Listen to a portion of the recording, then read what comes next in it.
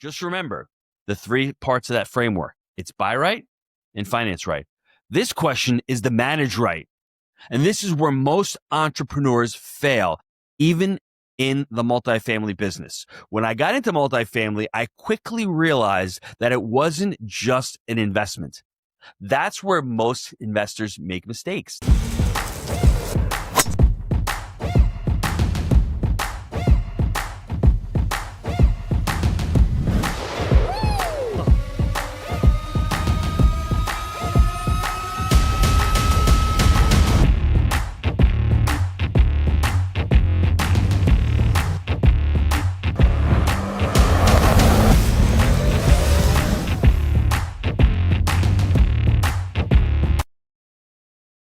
Hello and welcome. My name is Gino Barbaro, one of the co-founders of Jake and Gino. And in this how-to video, we're going to be discussing, is buying a business the next bubble? What do I mean by that? I've seen it in different market cycles. Different assets are being touted as the next best thing. I'm in multifamily, so multifamily commodities have had that run. You see Bitcoin. Bitcoin has had that run from dollars per Bitcoin took up to $120,000 per Bitcoin. And now as we speak, it's sunk down into the 80,000s. So there's really some frothiness to it. And what I see right now is people and investors are just trying to chase yield. And all of the influencers out there, unfortunately, they make it seem as if it's so easy just to go and buy a business. I'll teach you to buy a business. Now, I've got some good news for you, because it can be simpler if you have the framework. We've been teaching the framework, buy right, manage right, finance right, to buy multifamily. Now, that's what you need to use when you're buying a business as well. If you want to learn more, just go to jakeandgino.com, sign up, schedule a call with one of our advisors. We'd love to talk to you about investing in multifamily, but more importantly, the framework. If you want to learn more about the framework, just email me, Gino@jakeandgino.com. I'll send you the book that we wrote, the Wheel of Our Profits book. It's got the framework in there. But what's really interesting is there's some veracity to buying a business, because what's happening over the next decade or so, as they rightly pointed out, we're going to have somewhere in upwards of $30 trillion in assets that need to be exchanged, need to be sold, need to be transferred to the next generation. A lot of these boomers have businesses that they don't know what to do with. Some of their kids don't want to take care of them. And if they do, they'll inherit them, but they don't want to inherit the business. So there is opportunity in buying a business. But if you don't understand what you need to look for when you're buying a business, you may be making a big mistake.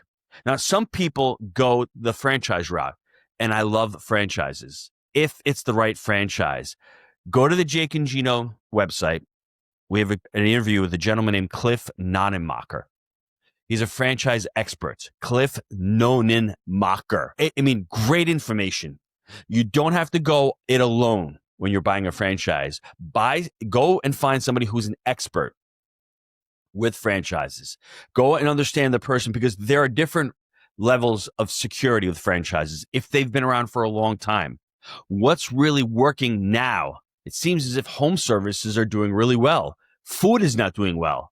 It's just there's so much competition. The margins are shrunk. Right now, people are looking at AI. Well, what cannot replace AI? Once again, home services. So if you're going to go down the franchise route, there's so much legality in it. There's just so much paperwork. The pro formas can be confusing. The contracts can be confusing. Go out and find somebody who specifically works with you to go out and find franchises with what you want to invest in. And that's the first thing that you should be asking yourself. Let's jump into the questions that you need to be asking yourself when wanting to buy a business. And I wish I had asked myself this when I was young, because I would not have gotten into the business that I did, or possibly in a different direction.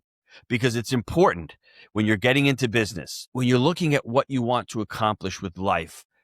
I got into the business thinking that I was getting into business, when reality, what I was really doing was getting myself a high-paying job. And that was the reality. And there's nothing wrong with that. If that's what you want in your business, you want to have a nice, safe, secure income, which really doesn't exist. But at the time when I got into the restaurant business, it was pretty safe. There wasn't a lot of competition. We were really good at the food side of it. We just needed to work really hard. And when I stepped away, things slipped. I didn't have systems or processes. That's something that a franchise could teach you to do. I didn't have it at the time. So understanding that is really important. Read the book, Rich Dad, Poor Dad. They talk about the 4 quadrants. Do you want to be a business owner, an investor? That's on one side of the quadrant. That's more the franchise model, more of the person investing in the business and not doing day to day, or the other side, which is the employee, or S, that big S for self-employed. Just go in eyes open. And maybe that shifts over time. Maybe you need to go in as that self-employed, as that person working day to day because you don't know the business. That's the first question that you need to ask yourself. Are you going to be doing this business day to day? Or do you have some extra cash lying around and you think it's a great idea to diversify and to buy a business? Just remember the 3 parts of that framework. It's buy right and finance right. This question is the manage right. And this is where most entrepreneurs fail, even in the multifamily business. When I got into multifamily, I quickly realized that it wasn't just an investment. That's where most investors make mistakes. They think it's going to be a business where you're looking at it through spreadsheets. There's no day-to-day. You don't need any systems or processes. Well, they quickly learn and find out that, holy crap, this is a business. I need to run this thing. I need to hire people. I need to manage residents. I need to manage cash flow. It's the same thing with a business. Understand, go in there and figure out if you're going to be doing this day to day, understanding, I need to either do it myself or I need to manage the manager, as we say in multifamily. In multifamily, if we're going to be owning the asset, but we don't want to do the day to day, that's okay. You just need to understand how to manage the manager. If you're buying a business that you've never had any experience in, what I would do is I would literally go and possibly work for a business like that for 2-3 months. See if you like it. I think one of the biggest mistakes that you can make is buying a business that you don't like, and then you're stuck with it, especially in the day-to-day. You may like the numbers. You maybe get good at building that business, but you don't like the day-to-day. You don't like going out there with your truck, power washing the building. If that's what you're buying a power washing company. You hate that. Well, if you can sub that out and get somebody to do that, great. But if you're in the grind day to day, just make sure you like the business. And I was fortunate. I did that in multifamily. I had already owned real estate. I had already owned multifamily, some 4 units. I had a 3 unit. I had a mixed use building. I enjoyed that aspect of the business. I loved running the monthly numbers. I loved dealing with residents. I loved being a problem solver. I love the project management of the whole business. My second go around chose the right business for myself. Once again, are you going to like the day to day? Are you going to do the day to day? Figure out what you need to do when you're buying the business. That's the first question. Now, the second question, it may be obvious, it may not, but is this business going to be a cash flowing business, or are you buying this business to ultimately build it up and to exit it? Most entrepreneurs, when they buy businesses, are in that S column. They're not thinking of building the business to exit. That's why the multiples, when they ultimately exit, they don't get what they think they deserve because they're selling themselves. John Warlow wrote a great book. Go on our website again, Jake and Gino. He wrote the book. I think it's called Build to Sell, right? And what's great about the book, John Warlow's book, is even if you're not thinking of exiting the business, you still need to put systems and processes in there so that if you do want to step away, you have something where it can run itself without you. Now, what's important is that first question that I asked you, are you going to run day to day? If you are investing in a company that's dealing more with cash flow, and what I would say, a company like Home Services, those companies can throw out a tremendous amount of cash flow day to day, but the multiples may not be as high as, for example, a software company. Software companies do not cash flow typically in their infancy or early on. They need to build up users They need to build up the viability of the company. So they're continually rolling money back into the company. So are you buying the type of company that loves the cash flow, where you have, that monthly money coming in, or are you buying that business where, hey, 5 years from now or 8 years from now, we're going to hit a grand slam? You want to buy a business that produces singles and doubles, or a grand slam? Now, when I think about this in multifamily, I try to make the analogy or the example of what that would look like in my business. In our business, it's as if you're buying a stable asset. That's the cash flow day to day. Maybe you're buying a 40 unit that's making money every month, but the exit is not going to be glorious. It's still going to be really good. You may get a single or double or even a triple, but it's steady. You know it. You can predict it. Whereas development is like software. It's sexy. It's shiny. It's new. It's unpredictable. There's a longer frame. You're not cash flowing. Maybe never even cash flow on that deal at all. But that glorious exit, it can be glorious. So understand what you're trying to do with that business that you're buying. Very important. Let's take a quick time out to hear from our sponsors, and I've got a couple more things that I want to focus on when buying a business. What kind of legacy are you building for your family?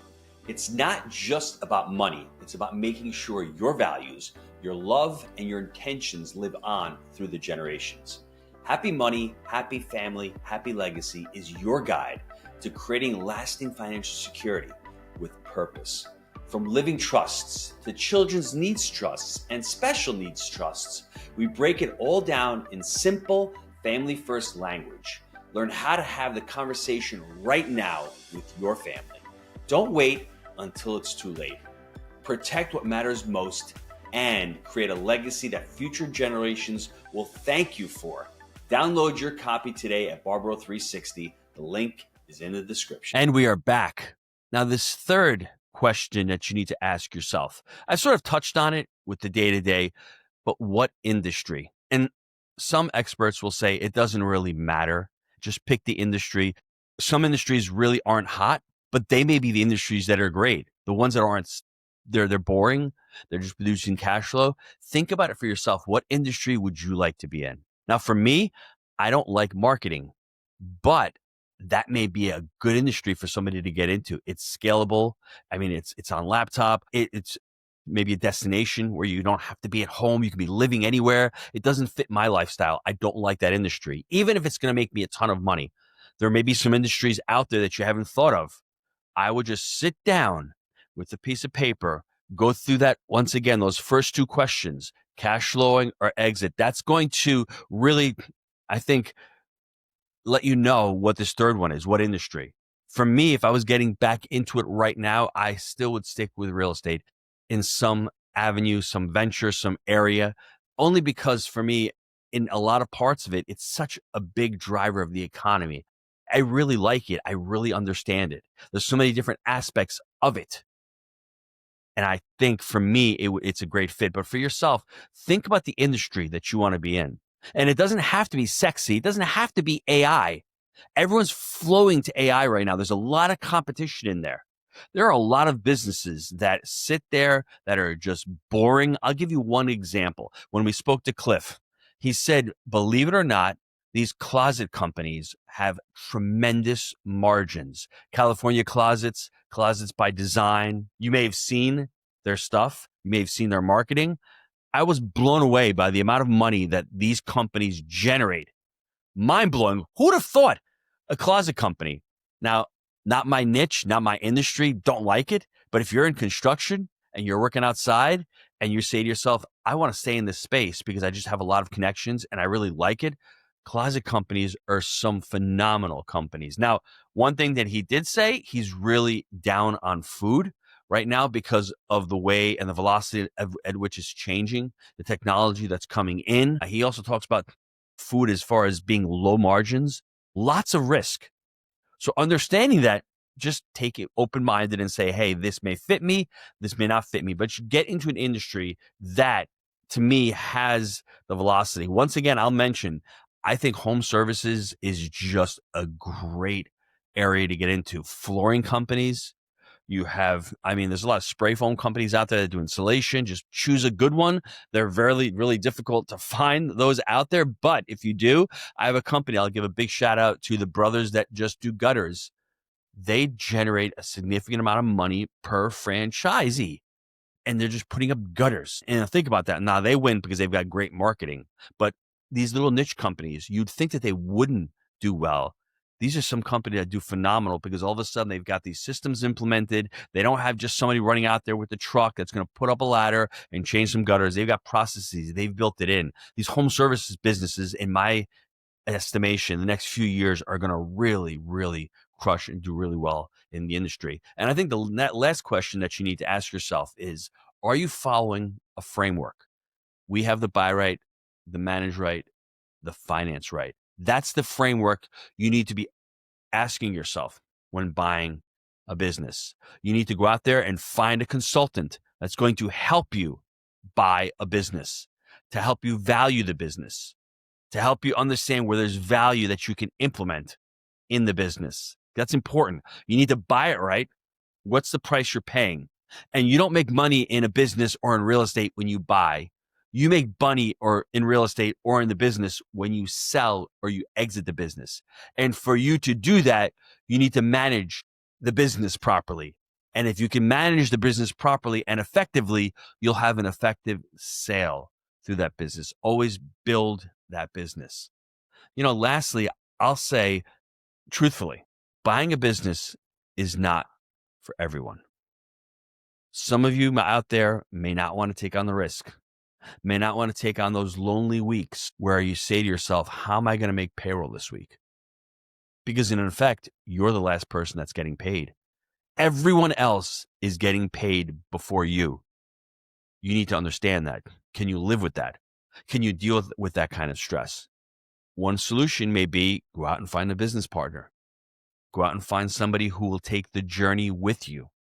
I was fortunate early on to have my brother in the restaurant business with me, my family, and then I partnered with Jake.